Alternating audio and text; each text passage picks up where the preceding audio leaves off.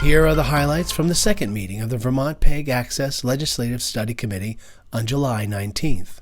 The value of the community media is discussed by the committee, and guests Rosina Cannizzaro of the Vermont Youth Orchestra Association, Bill Frazier, Montpelier City Manager, and Tom Chamberlain, producer of the Relationship Toolbox.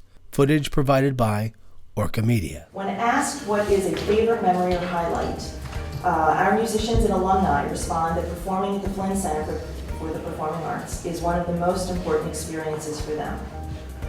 However, for many of these musicians, their families or extended families do not live close enough to attend these concerts. This is where our partnership with Burlington Educational Access Channel, RETN, has played a critical role in making it possible for us to share this experience with our musicians, families, and friends across the U.S. and internationally. High production values and their use of multiple cameras allows for the viewer to see our musicians in action. We are the envy of many youth orchestra organizations across the country when considering the quality and viewing possibilities available to our families and community members. If not for this media partnership, the last 21 years of coverage would have cost the BYOA an estimated $250,000 to $300,000. Imagine for a moment the value this brings to the BYOA in visibility and public perception as a professional youth music organization. I too thank you for taking this up and can't express the importance of the community media centers. In an era where there's a lot of distrust of government, we find this is the best way to put ourselves out there. We broadcast all of our city council meetings, planning commission, development review, design review, any special forums that we have, school boards, various committees. We live in a world where information is king. We live in a world where people want to know what's going on with their government, and this is essential to us. 2 years ago, while visiting the PEG TV studio in Rutland, the development coordinator approached me and asked me what I did for a living. When I explained, she seemed very interested and went on to inquire whether I would be willing to produce a television show on these skills.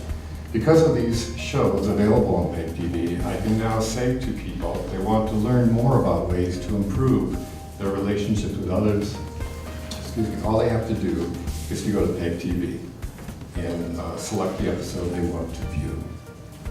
I can't imagine what it would be like to live in a society where we would not have this kind of opportunity to educate others without the constraints of profit and regulation that govern commercial televisions. Okay.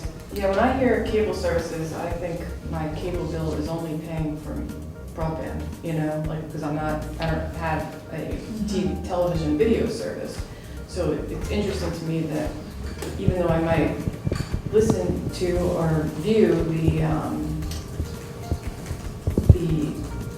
AMO content through the internet via cable, that it's not charged, that the 5% is not applied to that. Is that correct? That's correct. So you're viewing it through your internet service purchased through Comcast, but not through a cable service purchased through Comcast. So it moves through the cable, right?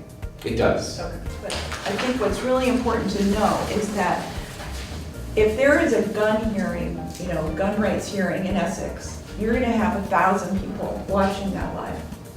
If it's a regular select board meeting, you might have 30 people watching that live. But the situational value for that to be there when those 1,000 people want it is how we measure the value of access. It isn't how many people are watching on Friday night at 4 o'clock or 10 o'clock. It's how valuable and to what audiences are these niche programs and general programs of value to people. And in a community like Brattleboro, you will have as many hits on their website as you do in Chittenden County. So the size also of the community doesn't really matter. It has to do with the relevance of the services that we offer.